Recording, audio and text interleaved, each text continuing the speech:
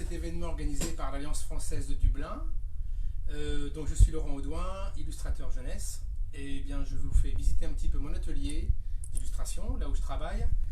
On va voir un petit peu comment les conditions dans lesquelles je travaille, et puis je vais pouvoir vous montrer un petit peu un dessin, se faire en direct, parce que je travaille sur un nouvel album justement. Voilà, donc moi j'habite à Poitiers en France. Poitiers, ça se situe entre Paris et Bordeaux, voilà. C'est la ville où j'habite et c'est là où se trouve mon atelier. Voilà. Donc évidemment, c'est un peu le bazar, hein. Ça c'est un peu, on va dire, le principe chez un illustrateur, je crois. En fait, moi je suis toujours en train de travailler, j'avoue. Je passe mon temps à dessiner, ce qui fait que j'ai pas le temps de ranger. Bon, ça m'arrange bien, hein, parce que je préfère dessiner plutôt que ranger, on va dire. Voilà, donc comment je travaille, je suis équipé d'ordinateur. Là, j'ai toute une partie ici pour faire mes crayonnés. Voilà. Ça, par exemple, c'est une couverture d'un album que j'ai réalisé pour la série Sacré-Cœur. Voilà.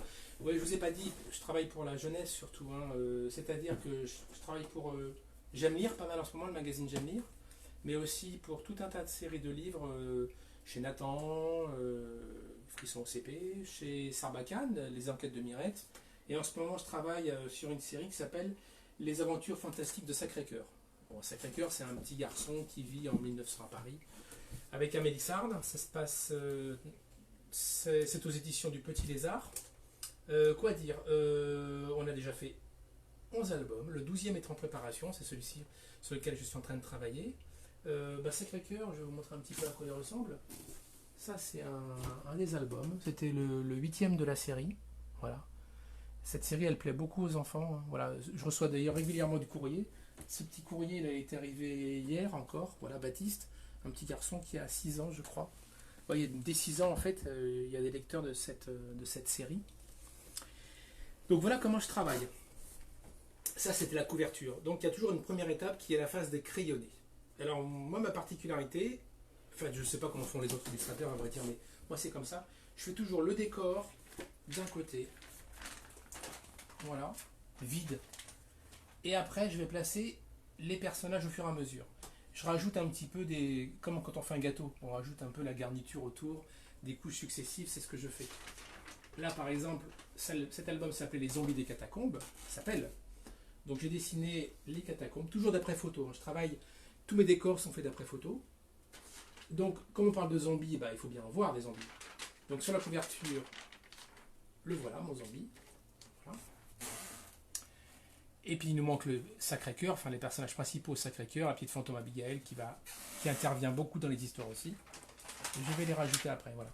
Ça, c'est ce qui va devenir la couverture de l'album, à l'étape crayonnée. Après, c'est ce qu'on va voir ensuite, là je vous montrerai comment je travaille. Mon matériel est très simple, j'utilise une plume et de l'encre de Chine. Et avec ce matériel-là, je vais repasser mon crayonné à l'ancrage. Et ensuite, je mettrai tout ça en couleur sur l'ordinateur. Voilà. Je propose de vous installer à côté de moi, hein, comme ça vous allez voir un petit peu comment se passe une illustration. Alors justement, là je dois faire dessiner le héros. Voilà. C'est pour le début du livre, c'est un peu l'entame. Donc, alors je fais toujours un crayonné assez rapide en fait. Voilà. Vraiment, j'aime bien aller assez vite quand je fais le crayonné. Voilà, vous voyez, j'appuie pas fort, bien sûr. Hein. Comme ça permet. Le crayonné, ça permet de se tromper. C'est le moment où on peut hésiter. Voilà, tenter des traits. Voilà. Je fais beaucoup de rencontres scolaires, justement.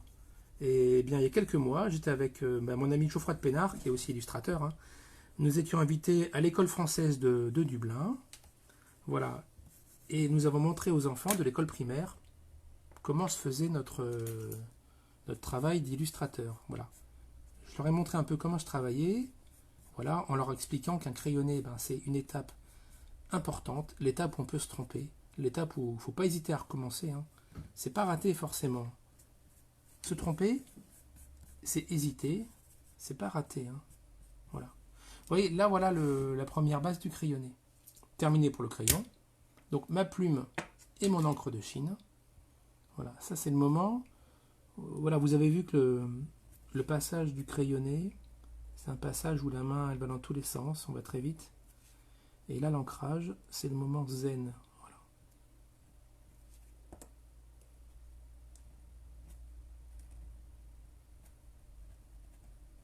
Voilà, je parle pas exprès pour vous faire entendre le bruit de la plume sur la feuille.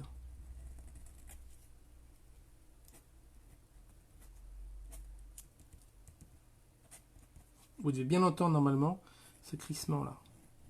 Moi j'aime bien ce moment-là.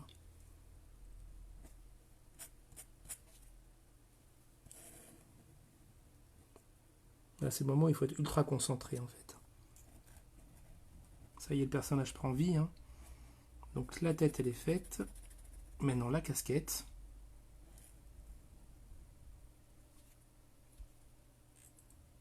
Là on est vraiment en direct. Hein. Il n'y a pas de filet. Hein.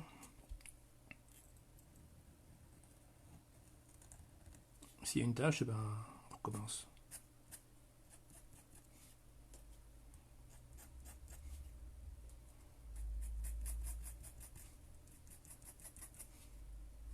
Alors le crayonné, c'est la partie la plus laborieuse, notamment quand je fais les décors, parce que les décors, ça demande au départ énormément de recherche documentaire. Vous voyez, dès que je peux, je vais sur place, quand je fais un livre, pour voir les décors, hein, notamment pour la série des enquêtes de Mirette, que je fais aux éditions Sarbacane. Là, pour le coup,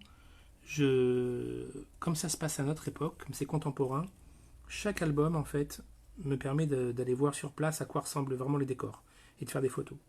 Cette série Sacré-Cœur, comme elle se passe en 1900 à Paris, donc évidemment tout a changé, hein, les voitures, les luminaires, les gens aussi, les costumes, les habits, voilà. Donc du coup, à ce moment-là, je travaille avec énormément de documentation, c'est-à-dire à quoi ressemblait Paris en 1900, voilà, à quoi ressemblaient les voitures, comment les gens étaient habillés. Donc là, c'est un gros travail de documentation que je fais ou dans des livres ou sur Internet. Voilà. Alors ce petit personnage Sacré-Cœur, là, donc déjà 11 albums hein, quand même, hein, c'est pas mal. Le 12e est en cours, là, comme je vous disais. À chaque fois, ça se passe dans un lieu de Paris, célèbre. On a fait la Tour Eiffel, on a fait l'Opéra, on a fait le Louvre. Le prochain, le 12e, il va se passer à Montmartre, là. Habite Montmartre, au Sacré-Cœur, justement. Voilà. Et ça, c'est la petite fantôme qui l'accompagne dans toutes ses aventures. Donc, il a sa petite casquette, vous voyez. En fait, je me suis rendu compte, c'est ce que j'explique beaucoup aux enfants dans les classes, c'est que tout ce que je dessine, ça a rapport avec les livres que je lisais quand j'étais enfant et qui m'ont marqué. Je pense vraiment, c'est pour ça que j'insiste beaucoup quand je vais dans les classes pour dire aux enfants de lire, beaucoup lire. Voilà. C'est ça qui va forger sûrement leur lecture d'adultes. Vous voyez, moi avant, enfant, j'étais fan, enfin je suis toujours fan de Tintin. Ce petit personnage, il a un côté un peu Tintin. Fan de Jules Verne aussi, voilà. C'est pas étonnant après que ce personnage vive des aventures fantastiques avec tout un tas de machines un peu insolites, un casque pour parler avec des momies, un pistolet pour aspirer des fantômes, des choses comme ça. Et un côté un peu Rouletabille, si vous connaissez. Rouletabille, c'est un détective, voilà, c'est un livre de Maurice Leblanc, voilà, qui a créé Arsène Lupin aussi. Voilà, ce côté avec ce pantalon un peu là, voilà. C'est tout ça qui m'a beaucoup marqué enfant. Je m'en suis rendu compte une fois adulte, voilà. Donc ça, voilà, vous avez vu le temps pour faire un personnage. Ça va assez vite. Bon, on peut mettre un peu de couleur après si on veut. Hein. Histoire, voilà, lui il est roux, hein, ce petit Sacré-Cœur là.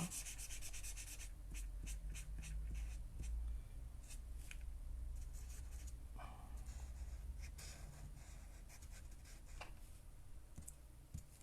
Et Abigail, la petite fantôme, qui l'accompagne.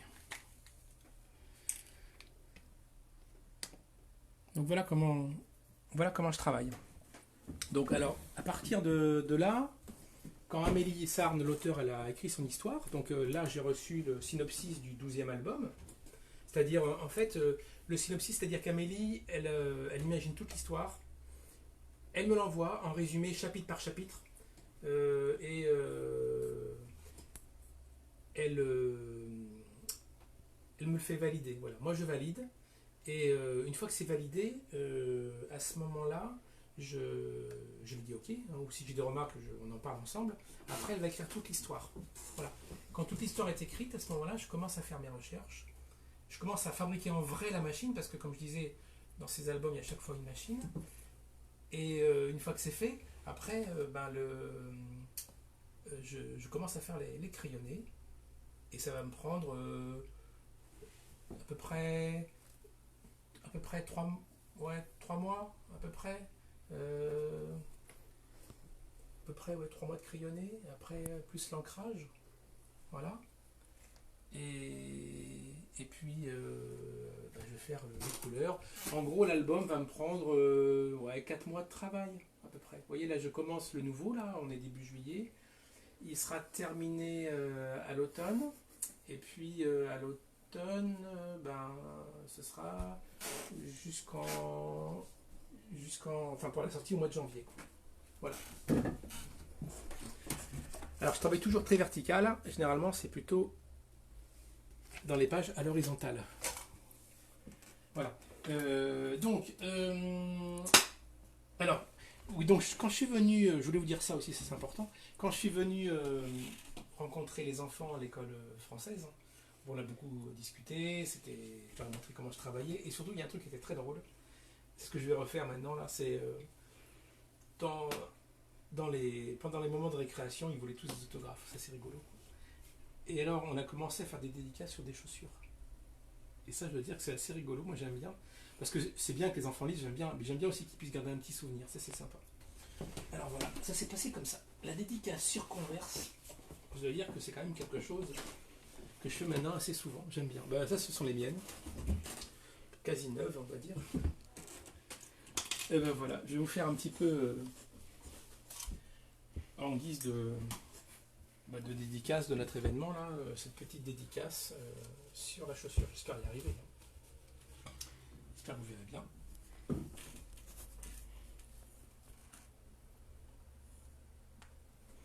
Voilà, mon petit héros.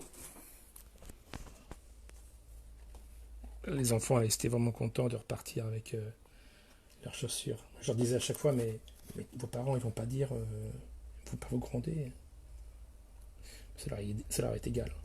Les parents, je savais qu'ils diraient rien, bien sûr, mais les enfants, eux, c'était l'important, c'était d'avoir ce petit moment sympa, quoi.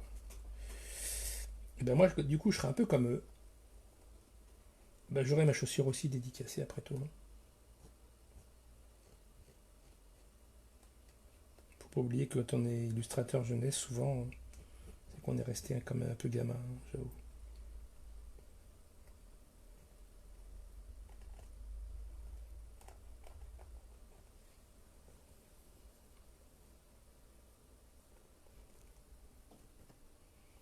J'ai gardé pas mal de contacts d'ailleurs avec des familles que j'ai rencontrées à Dublin, justement pour ces rencontres avec l'Alliance française. Là.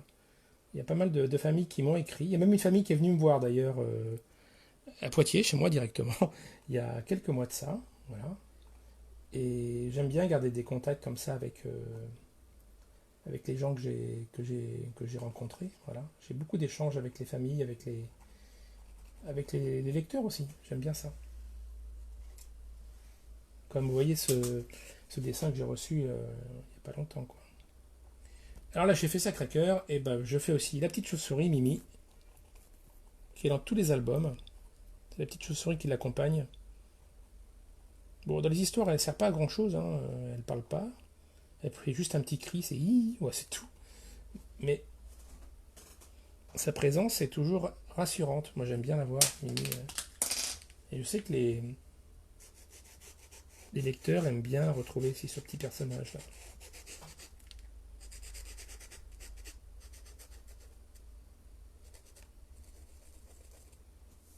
Voilà, et dorénavant, ce sera ma chaussure. Si vous croisez mes pieds à Dublin ou ailleurs, et que vous voyez ça, vous saurez que celui qui est dans ces chaussures, c'est moi.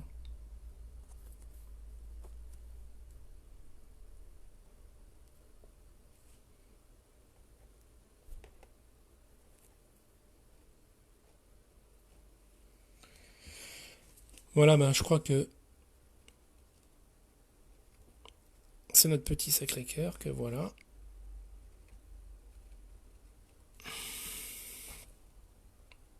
Le voilà. Prends ma chaussure, j'ai plus qu'à la remettre au pied.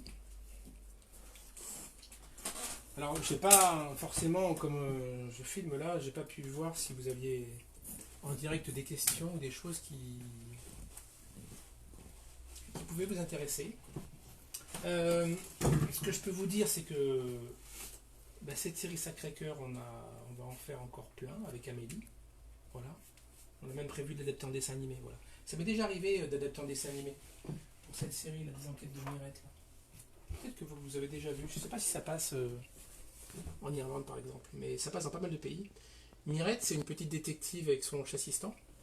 Voilà, on en a fait 52 épisodes qui passent régulièrement sur TF1 en France, en tout cas, et sur d'autres chaînes. Quoi, voilà. Voilà, je vais juste vous montrer quand même à quoi ressemble un peu la collection Sacré-Cœur, parce que il y en a quand même pas mal. Alors attendez, je vais chercher les autres. J'arrive. Oui, l'atelier est assez grand, donc du coup... Voilà, ça c'est le premier de la série. C'est celui qui a lancé en fait. Ça c'est le dernier pour le moment, l'automate. Et entre les deux, il y en a eu 9 autres. Voilà, on était à 11. Voilà, ça commence à faire pas mal. Ah, et la casquette de Sacré-Cœur aussi. Vous voyez, quand je dis que j'aime beaucoup avoir de la documentation, j'ai réussi à dénicher une casquette, faite très irlandaise d'ailleurs. Une casquette pour notre héros. Je m'en sers pas, j'ai pas besoin d'avoir le modèle pour la dessiner, mais de temps en temps, j'aime bien, quand je suis en déplacement, que je l'ai avec moi, j'aime bien la prêter pour que les enfants puissent la mettre sur la tête. Voilà. Comme ça, ils ont l'impression d'être le héros aussi du livre. Voilà. Voilà ce que je peux vous dire. Hein. Je crois qu'il va être temps de clôturer notre live. Voilà. J'espère que vous avez appris des choses. Vous avez un petit peu comment c'était chez moi. Voilà. Sans artifice. Hein. Je n'ai pas rangé. C'est vraiment tel que c'est au quotidien. C'est vraiment mon univers. Quoi. Voilà. Je remercie beaucoup l'Alliance française. Voilà. L'école surtout aussi primaire de Dublin qui m'avait permis de venir vous rencontrer. Merci Christine Velde, justement, de l'Alliance, voilà, qui j'avais sympathisé quand on s'était vu. Surtout, pensez à suivre les autres événements de l'Alliance française. Voilà, et puis, moi, je vais continuer à faire mes aventures de Sacré-Cœur. Et maintenant, voilà. Et je vous dis au revoir.